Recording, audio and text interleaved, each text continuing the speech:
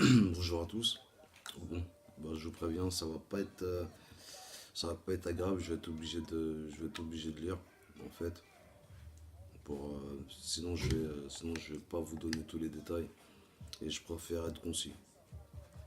On se doit d'être concis sur ce sujet-là. Donc voilà. Dans les années 80, beaucoup d'affaires d'abus sexuels commis dans des crèches et des écoles maternelles ou dans des foyers ont fait surface aux États-Unis. Systématiquement ou presque, elles ont été étouffées. D'abord, une certaine presse minimisait les faits, et ensuite des spécialistes intervenus au tribunal, comme l'a fait Ralph Underweger, un pseudo-expert qui a créé le syndrome des faux souvenirs, dans le seul but de décrédibiliser le témoignage des enfants qui apparaissaient par centaines. Aujourd'hui en France, c'est le syndrome d'aliénation parentale, créé par un autre pédophile, Richard Gardner, n'a pas d'autre but. Il convient d'étoffer ces affaires d'abus sexuels rituels commis sur des enfants. D'autant plus que les nombreuses victimes ont décrit des cérémonies à visée sataniste. Voici quelques affaires qui ont fait largement débat aux États-Unis, alors que chez nous, tout cela est censé ne pas exister. Et donc, je préfère vous prévenir, c'est vraiment, comment dire, c'est vraiment barbare, c'est vraiment dur ce que je vais lire, ce que je vais vous donner comme fait. Donc voilà, et même des fois ça va tellement loin que vous allez, vous allez pas y croire. Vous allez vous demander comment des personnes censées peuvent faire ça. Alors voilà. Donc, hmm. À Santa Rosa en 88, Daryl Ball et Charlotte Trekill sont condamnés pour maltraitance d'enfants âgés de 5 à 8 ans, dont les leurs. Le procureur avait évoqué l'aspect rituel des abus et des enfants victimes ont décrit sur une bande vidéo des cérémonies sataniques qui comprenaient des meurtres d'enfants et d'adultes, mais aucun corps n'a été retrouvé. Ils ont parlé d'autres adultes présents, faisant partie d'un groupe satanique. Les enfants subissaient des injections avant les viols et étaient obligés de commettre des actes sexuels entre eux. Des actes cannibales ont été décrits également. Tous les enfants victimes étaient traumatisés, d'autant plus qu'ils avaient été menacés s'ils parlaient. Trekill a été considérée comme la femme agresseur sexuelle la plus violente. Les victimes ont été interrogées par la Criminal Investigation Division de l'armée. Beaucoup de gens étaient impliqués dans ce réseau, mais bizarrement, Trekill et Ball ont été les seuls à passer devant un tribunal. Et les enfants ont aussi dit que tout était filmé, mais on n'a pas retrouvé les vidéos. Les deux ont été condamnés parce qu'ils ont plaidé coupables. À Mondocino County, depuis 1984, au moins plusieurs enfants du Jubilation Daycare Center à Fort Bragg, c'est un camp militaire, ont dit avoir été abusés sexuellement, torturés, forcés à boire du sang et à manger des excréments. Cela dans la maternelle, mais aussi dans différents lieux extérieurs ou bases militaires, dont au moins deux églises. Un certain Aquino, lieutenant-colonel déjà cité dans l'affaire Franklin, était mentionné comme l'un des abuseurs, de même que sa femme. Aquino, marié à une certaine Lilith, était le fondateur et le leader d'un groupe satanique, le Temple de Seth. Et serait un pro du contrôle mental dans l'armée, il était chargé des opérations psychologiques. Aquino a été viré de l'armée en 90 après une enquête sur des abus rituels. Aquino avait été identifié par plusieurs victimes et agissait dans le cadre de rituels sataniques. Là aussi, tout était filmé, d'après les enfants, qui ont parfaitement décrit la résidence d'Aquino. Le pervers a tué et mangé des victimes, et les corps étaient jetés dans un lac. Aquino se revendiquait comme l'antéchrist et avait des tendances nazies. Sa mère, Betty Ford, était une grande prêtresse dans un temple satanique à tendance égyptienne. Elle aurait aussi eu une relation avec un nazi, et certains disent qu'il s'agissait de Joseph Mengele. Oula. Des séances de programmation mentale avaient très probablement lieu. Aquino a aussi été cité par certaines des victimes de Trekill et Ball à Santa Rosa, mais il n'a pas été inquiété. Ball et Trekill auraient, selon certains enfants, été membres du groupe satanique d'Aquino. 24 enfants ont dit avoir été violés au foyer pour enfants de Fort Bragg, entre 83 et 90, par le personnel et des amis du personnel. Tout un tas de tortures y avait cours, comme enfermer les enfants dans des cages, les laisser à deux doigts de se noyer, les menacer avec des armes, les prendre en photo et les filmer pendant les viols, et autres.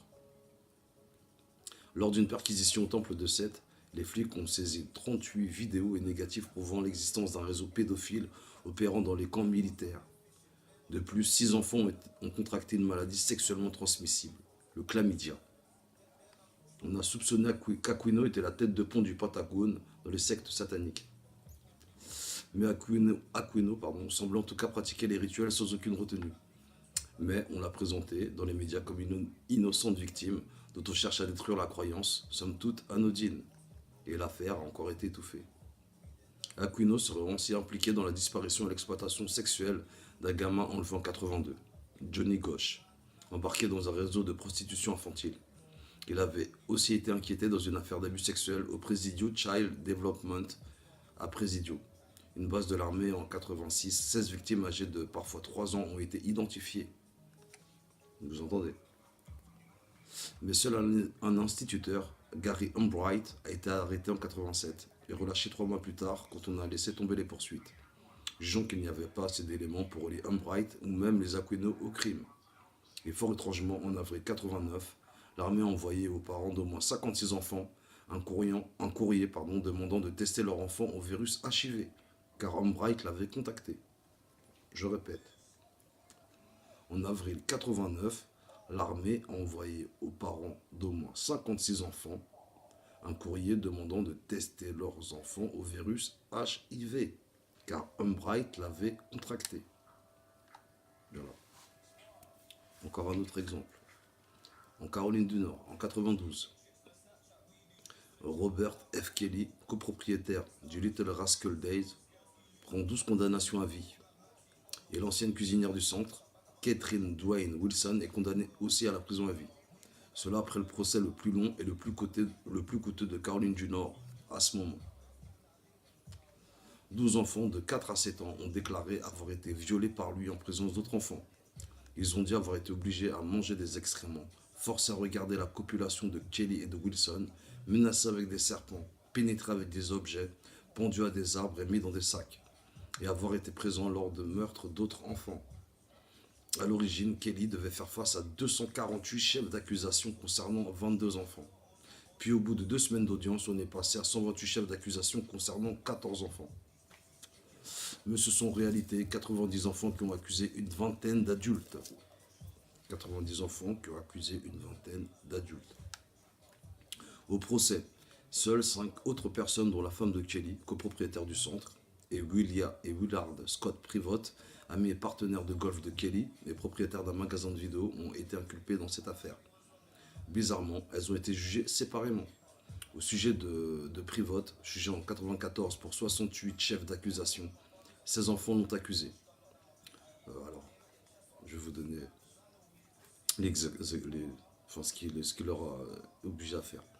Alors, il les a obligés d'avoir des rapports sexuels entre eux.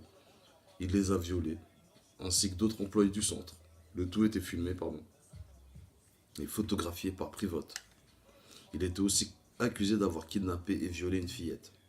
Des enfants disent aussi que Privott a tué des bébés, qu'il donnait à manger aux requins. Privott a plaidé coupable en échange d'une libération immédiate sous condition, après quand même 3 ans de préventive. Kelly a fait appel en 1995 et 2 ans plus tard, les procureurs laissent tomber toutes les charges contre Kelly, parce que des horaires soi-disant auraient été commises lors des poursuites et parce que les parents des 12 victimes ne voulaient pas que leur enfant soit forcé de témoigner une nouvelle fois. De fait, tous les enfants étaient victimes de traumatisme. Les enfants étaient traumatisés, ils ne voulaient plus témoigner. On a classé. Voilà. Là encore, les avocats de la défense ont dénoncé des manipulations d'enfants par les enquêteurs qui auraient été trop proches des familles de victimes. Kelly a bénéficié d'un large soutien des médias et de groupes de pression. Pourtant, les jurys ont dit qu'ils croyaient les enfants et n'ont pas tenu compte des dénégations de Kelly et de toute sa clique. D'ailleurs, le centre de Little Rascal a été fermé dès que l'affaire a explosé en 89. Encore un autre exemple. Patrick Figuered, ex-patron d'une société d'électronique, est arrêté en novembre 88 et condamné à 3 peines de prison à vie en 92 pour des viols commis sur 3 enfants âgés de 2 à 5 ans en 88. La compagne de Figuered, Sonja Hill, a également participé à ces viols, commis dans la crèche de la mère de Hill, qui était chez elle et où le couple Figuered squattait souvent quand Figuered était au chômage. Les enfants ont dit avoir été drogués, que les viols étaient filmés et qu'ils étaient forcés de participer à des rituels sataniques dans lesquels les adultes avaient des capes et des masques, des chandelles et des bibles brûlées, et au cours duquel les enfants étaient obligés de boire du sang et l'urine de chiens, ou encore à commettre des actes sexuels entre eux. Les enfants étaient également drogués et les scènes de viol étaient filmées d'après les enfants. En outre, les enfants disent avoir été forcés à adorer Satan pendant qu'ils étaient abusés. Inutile de préciser que Figuered passait lui aussi pour une victime d'enfants menteurs et qu'on a aussi réduit la première victime, une petite fille de 2 ans, à un problème intestinal, alors qu'un médecin a écrit qu'il s'agissait probablement de sodomie. C'est encore un exemple qui illustre la mauvaise foi des détracteurs des abus rituels. Parce que pour qu'un médecin parle de sodomie, il faut que les signes soient plus que clairs. Mais ils ont fait passer ça pour un problème intestinal. Et encore un autre exemple. Au Colorado cette fois-ci. Je suis désolé, je suis un peu long et je lis. Je suis vraiment désolé, mais je peux faire que comme ça.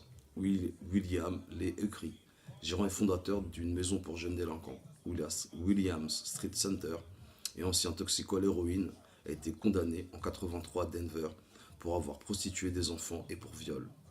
Les victimes, des garçons âgés de 10 à 17 ans, avaient des tatouages sataniques et nazis. L'enquête a démarré à la suite de plusieurs plaintes concernant un réseau de prostitution de mineurs composé essentiellement de garçons. Les flics sont vite tombés sur un certain Bradley, 17 ans, qui gère un groupe d'une dizaine de garçons pour le compte de CRI.